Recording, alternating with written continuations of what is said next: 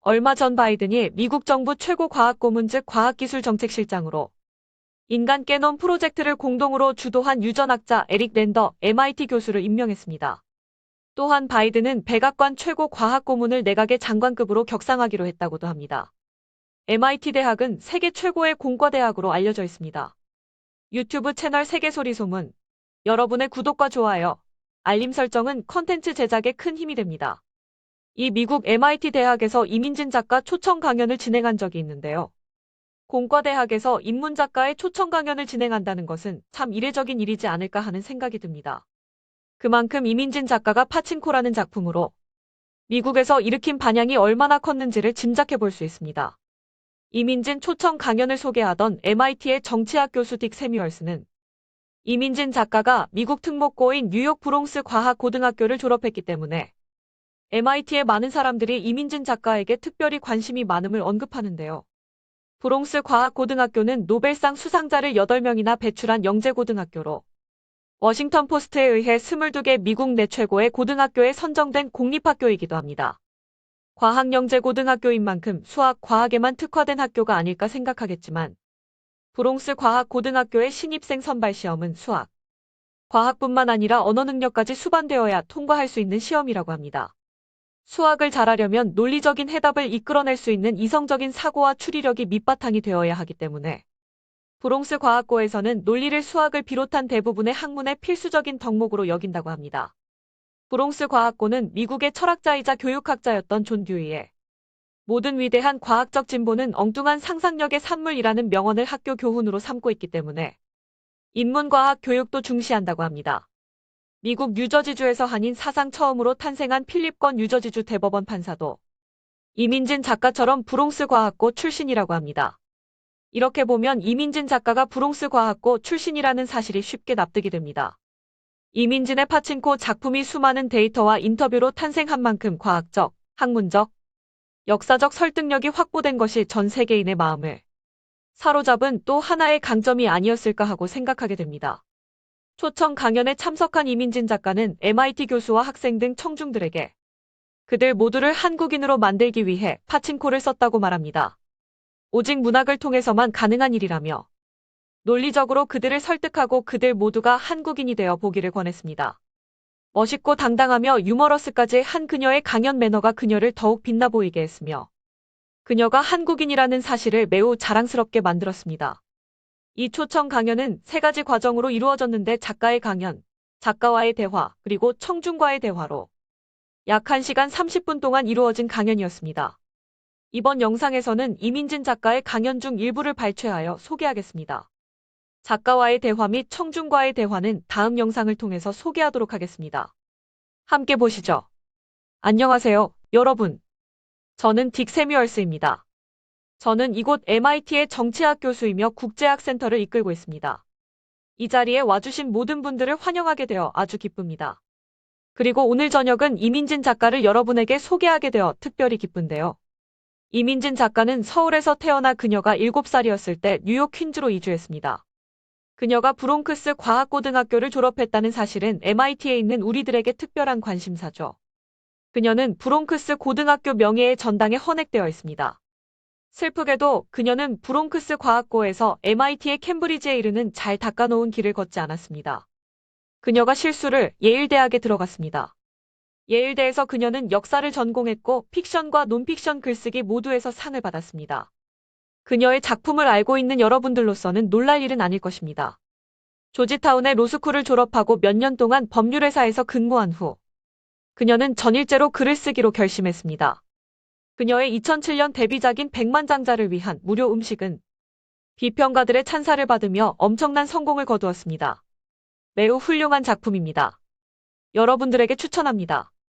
하지만 이 관객의 규모가 매우 분명하게 보여주듯이 많은 분들은 그녀의 훌륭한 최신 소설 파친코에 대해 잘 알고 있습니다.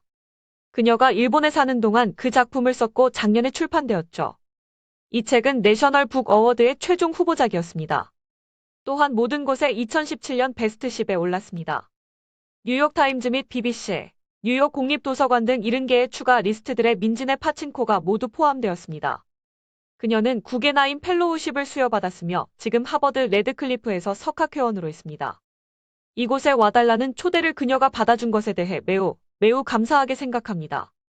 우리는 1년 이상 이민진 작가님을 모시기 위해 음모를 꾸며 노력해왔습니다. 제가 책을 집어들고 내려놓지 못한 그 순간부터죠. 그리고 마침내 이민진 작가님을 이렇게 모시게 되어 매우 기쁩니다. 이제 마지막으로 이민진 작가님을 연단에 모셔서 대화를 시작하겠습니다. 제가 브롱크스 과학고등학교에 다닌 건 사실입니다. 그래서 저는 제가 MIT에서 연설할 자격이 있다고 생각했습니다. 브롱크스 과학고등학교를 다녔으니까요. 여기 있는 분 중 BC 미적분학을 수강한 분이 계시는지 물어보고 싶네요. BC 미적분학 수업 들으신 분 안 계시나요? 저는 BC 미적분학을 수강했습니다. 그리고 AP 시험에서 2점을 받았습니다. 서명만 하면 그 점수는 받아요. 그래서 저는 MIT에 가지 않았습니다. 저는 브롱크스 과학고에서 인문학의 증표였습니다. 저는 대부분 사람들에게 그들의 성적이 더 좋다고 느낄 수 있도록 하기 위해 그곳에 있었습니다. 오늘 저는 몇 가지에 대해 말하려고 했습니다. 하지만 저는 방향을 바꾸기로 결심했습니다. 왜냐하면 최근 트럼프 대통령이 출생 시민권을 없애는 것을 고려하겠다 한 말에 매우 혼란스러움을 느꼈기 때문입니다. 그래서 전 우리가 평화와 문학에 대해 이야기해야 될지도 모르겠다고 생각했습니다. 1976년 3월, 나의 부모님, 2명의 언니와 저는 미국으로 이민을 왔습니다. 서울에서 제 아버지는 사무직 일을 하셨는데 화장품의 마케팅 임원이셨습니다. 그리고 이머리는 파이온 선생님이 있습니다. 제 부모님들이 처음 여기에 왔을 때 그들은 그다지 많은 돈을 가지고 있지 않았습니다. 그래서 첫 해 동안 아버지는 신문 가판대를 운영하셨죠. 복권, 사탕 그리고 신문을 팔았습니다. 1년 동안 그렇게 일하셨고 나중에 작은 도매 보석점을 시작하셨습니다. 그곳에서 2달러짜리 귀걸이와 같은 의상 장신구를 길거리 행상인들에게 팔았습니다. 정말 작은 가게였습니다. 그리고 좀 역겨운 그런 가게였죠. 하지만 제 아버지는 거기에서 일해서 저희들 학교를 보내셨죠. 만약 여러분이 한국 서울에서 견고한 중산층이었다면 저희 어머니처럼 말이죠. 그들은 왜 미국에 오셨을까요? 긁는 복권을 팔려고요? 지하철 행상인들, 전직 죄수들이었던 그 사람들에게 장신구를 대주는 일을 하려고요? 그는 왜 그랬을까요? 우리는 왜 미국에 왔을까요? 그 질문에 답하기 위해 여러분께 제 가족에 대한 이야기를 조금 하겠습니다.